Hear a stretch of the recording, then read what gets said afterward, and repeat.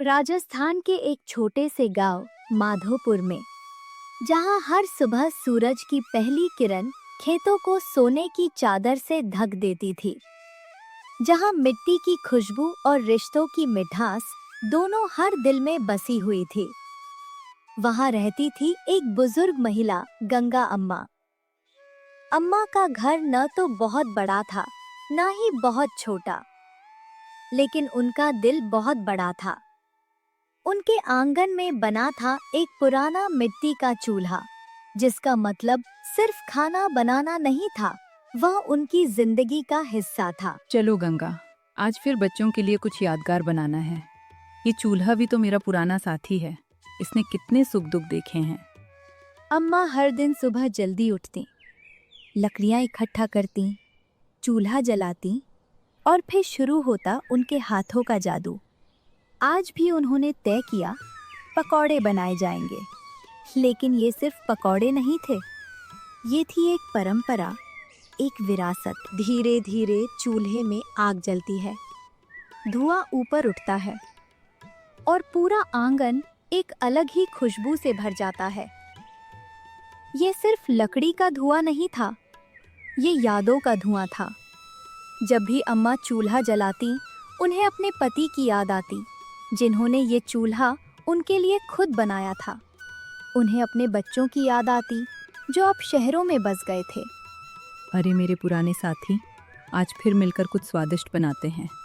तूने मेरे हर दुख में मेरा साथ दिया है, हर खुशी में। अम्मा अम्मा, आज क्या बना रही हो? हमें सुबह से ही खुशबू आ रही थी। हाँ अम्मा, हमें भी बताओ ना। मैंने आयुष से पहले देख लिया कि तुमने लकड़ियाँ रख दी हैं। अम्मा, मुझे तो बहुत भूख लगी है। पता है, मैंने कल रात से कुछ नहीं खाया। अरे अरे, सबको मिलेगा, सबको। घबराओ मत, आज गर्मा गर्म पकौड़े बन रहे हैं।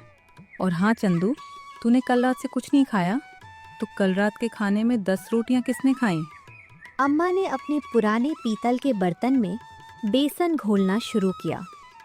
उसमें नमक, लाल मिर्च, हरी मिर्च, बारीक कटा प्याज और हरा धनिया डाला। उनके हाथ इतने अनुभवी थे कि उन्हें नाप तौल की कोई ज़रूरत नहीं थी। सब कुछ अंदाज से होता था। बेटा, वो लकड़ी का टुकड़ा ला देना। और कविता, नमक डिब्बा तो देख। चंदू, तू पास खड़ा हो जा, मैं तुझे सिखाती हूँ कि पकौड़े कैसे डाले जाते हैं। हाँ अम्मा, मैं भी बनाऊंगा। फिर धीरे धीरे उस घोल को गर्म तेल में डाला। एक एक करके पकौड़े तेल में गिरे। तेल में पकौड़े तैरने लगे, धीरे धीरे सुनहरे होते गए और उनकी खुशबू पूरे गांव में फैल गई। वो खुशबू गली गली, मोहल्ले मोहल्ले गई। लोग अपने घरों से बाहर निकल आए। गंगा जी, आज तो आपने पूरे माधोपुर को महका दिया। आओ आओ शांता, सबको खिलाऊंगी। वाह, क्या खुशबू है। अम्मा, मुझे तो लगता है पूरे गांव में सबसे अच्छी खुशबू तुम्हारे घर से आती है। मुझे तो अभी खाना है, मैं इंतजार नहीं कर सकती। अम्मा, जल्दी करो ना, मेरा मुंह पानी आ रहा है। सब्र करो बच्चों, जो चीज़ धैर्य से बनती है वही सबसे स्वादिष्ट होती है। जल्दबाजी में बना खाना आधा स्वाद देता है। ये बात जिंदगी में भी लागू होती है। जल्दबाजी में लिए गए फैसले कभी अच्छे नहीं होते। कुछ ही देर में पकौड़े तैयार हो गए, सुनहरे, कुरकुरे, गर्मा गर्म। लो बच्चों, गर्मा गर्म पकौड़े। पर खाने से पहले हाथ धो लो और पड़ोसियों के लिए भी रख लो। खुशी तभी बढ़ती है जब बांटी जाए। अम्मा, ये तो सबसे स्वादिष्ट है। मैंने जिंदगी में ऐसे पकौड़े कभी नहीं खाए। सच में, शहर के ढाबे पर जो पकौड़े मिलते हैं उनसे तो 1000 गुना अच्छे हैं। मैं तो रोज खाऊंगा। अम्मा, तुम रोज बनाया करो। रोज बनाऊंगी तो पकौड़ों की कद्र कब करोगे? अच्छी चीजें कभी कभी ही मिलती हैं, इसलिए वो यादगार बन जाती हैं। धीरे धीरे गंगा अम्मा के पकौड़ों की चर्चा पूरे माधोपुर में फैल गई। ये चर्चा चबूतरे पर बैठे बुजुर्गों के बीच भी हुई और नल के पास पानी भरती महिलाओं के बीच भी। गंगा अम्मा के हाथों में जादू है, सच में। उनके पकोड़ों जैसा स्वाद कहीं नहीं मिलता। बात सिर्फ पकोड़ों की नहीं है, बात है उस मिट्टी के चूल्हे की। गैस पर बना खाना और मिट्टी के चूल्हे पर बना खाना, दोनों में जमीन आसमान का फर्क है। बेटा, मिट्टी का चूल्हा सिर्फ खाना नहीं बनाता, वह जीवन को भी संवारता है। उसकी आग में तपन होती है, उसके धुएं में यादें होती हैं। गैस में तो बस लपट है, आत्मा नहीं। एक दिन शहर से एक युवक अर्जुन माधोपुर आया।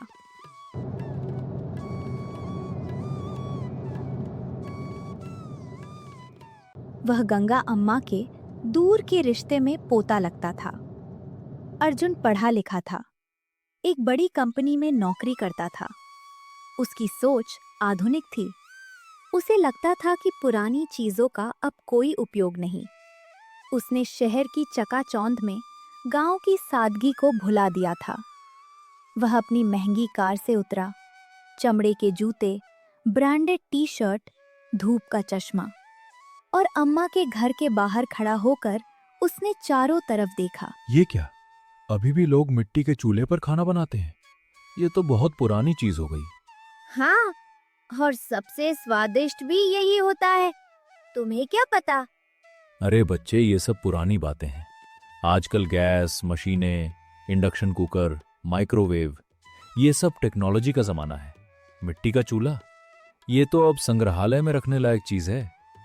तो फिर तुम संग्रहालय में जाकर खाना खाओ, हमें यही अम्मा के पकौड़े चाहिए। तुम्हारे गैस पर बने पकोड़े हम नहीं खाएंगे। अम्मा, आप गैस चूल्हा क्यों नहीं इस्तेमाल करती? मैं आपके लिए नया गैस चूल्हा लगवा दूंगा। आसान है, साफ है, समय भी कम लगता है।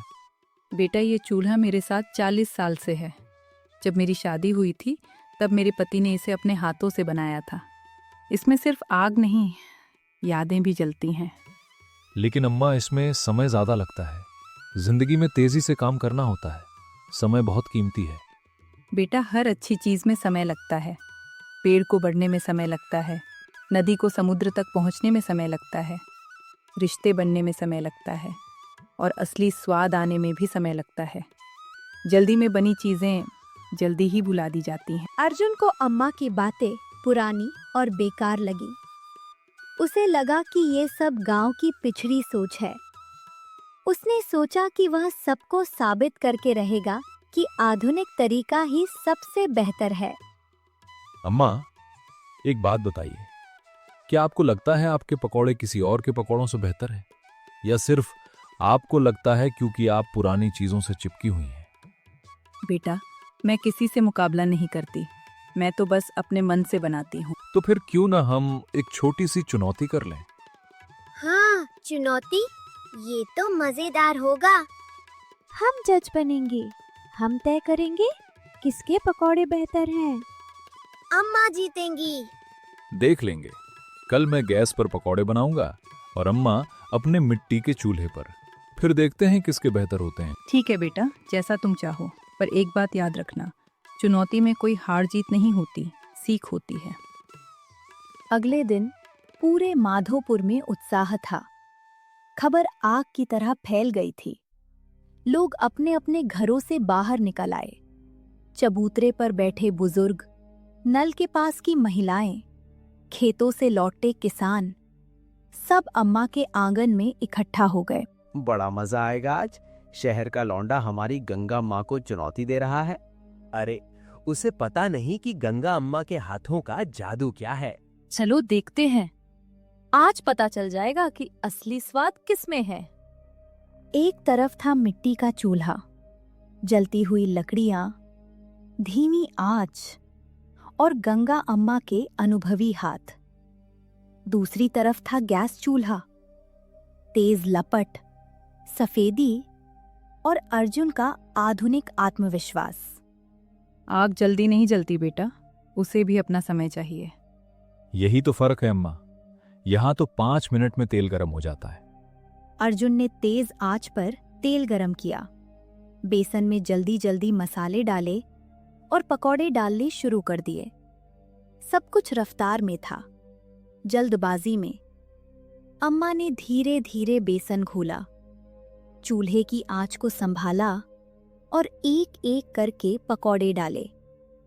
उनके चेहरे पर कोई जल्दबाजी नहीं थी, सिर्फ शांति थी और वो प्यार जो सिर्फ एक दादी अपने बच्चों के लिए रखती है। देखिए अम्मा, मेरे पकौड़े तैयार। इतनी जल्दी? देखिए कितने सुनहरे हैं। अर्जुन के पकौड़े बाहर से तो सुनहरे थे, लेकिन अंदर से कच्चे थे। जल्दबाजी में बेसन ठीक से नहीं पका था। बेटा थोड़ा इंतजार कर लो, पकौड़ों को भी तो अपनी जान आने दो। अर्जुन के पकौड़े ठंडे होने लगे थे, उनकी कुरकुराहट जा रही थी, लेकिन अम्मा के चूल्हे पर आग धीमी थी। पकौड़े धीरे धीरे पक रहे थे, अंदर तक रसीले, कुरकुरे, और उनकी खुशबू पूरे आंगन में फैल रही थी। तो अब हम दोनों तरह के पकौड़े चखेंगे और सच्चा फैसला सुनाएंगे। हाँ, हम किसी का पक्ष नहीं लेंगे। मैं तो सच बोलूंगा। बच्चों ने पहले अर्जुन के पकौड़े चखे। ये तो ठीक है, पर कुछ खास नहीं।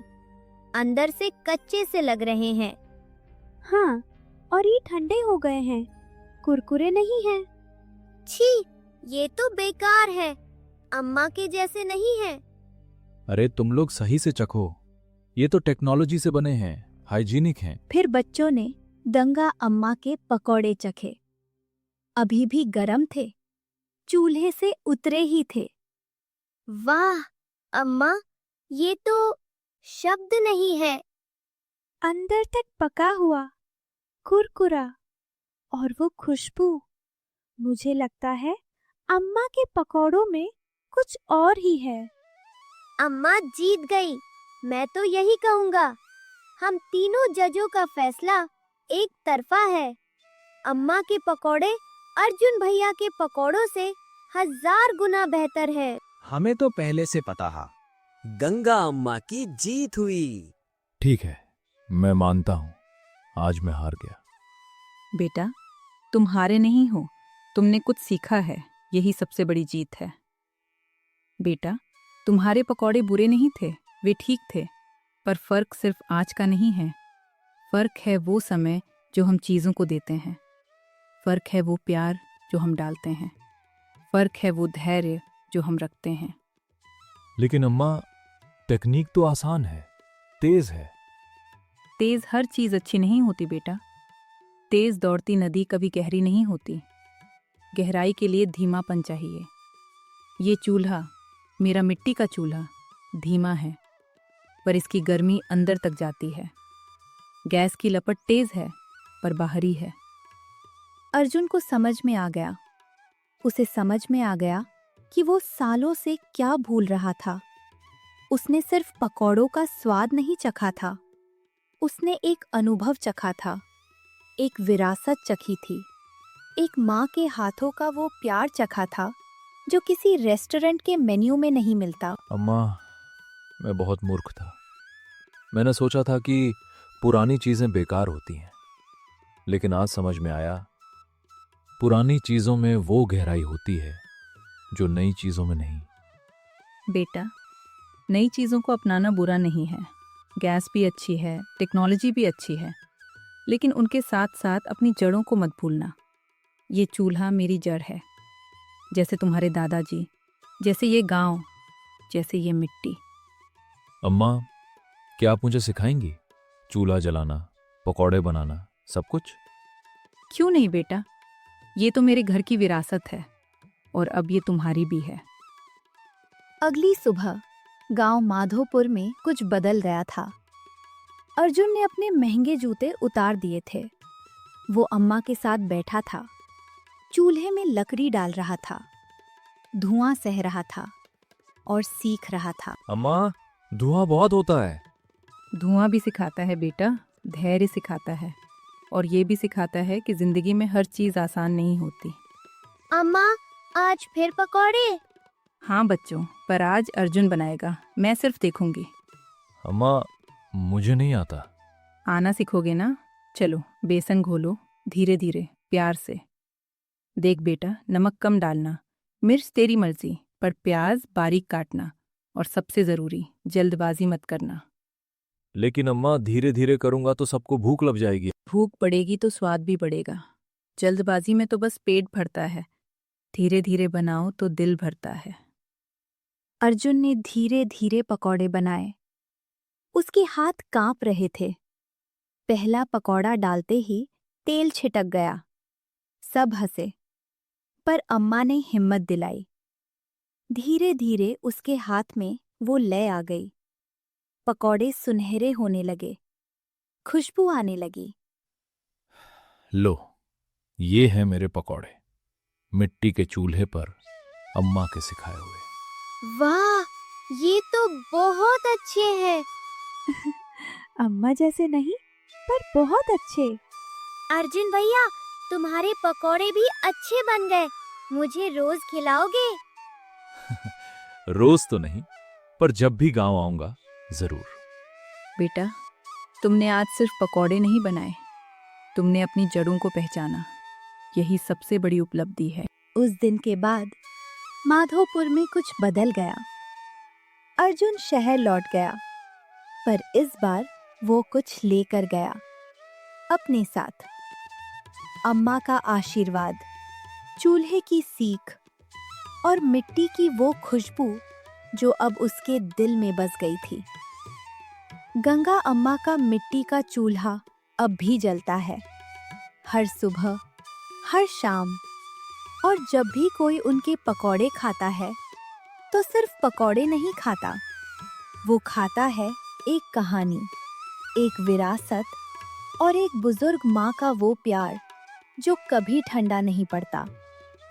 इस कहानी से हमें ये सीख मिलती है कि तकनीक चाहे कितनी भी आधुनिक हो, पर उन चीज़ों की अपनी अलग जगह होती है जो हमारी जड़ों से जुड़ी होती है। मिट्टी का चूल्हा सिर्फ खाना नहीं बनाता, वो रिश्ते बनाता है, यादें बनाता है और हमें सिखाता है कि जिंदगी में धैर्य, प्यार और समय, ये तीनों ही सबसे बड़े स्वाद हैं। चलो, कल फिर कुछ बनाएंगे।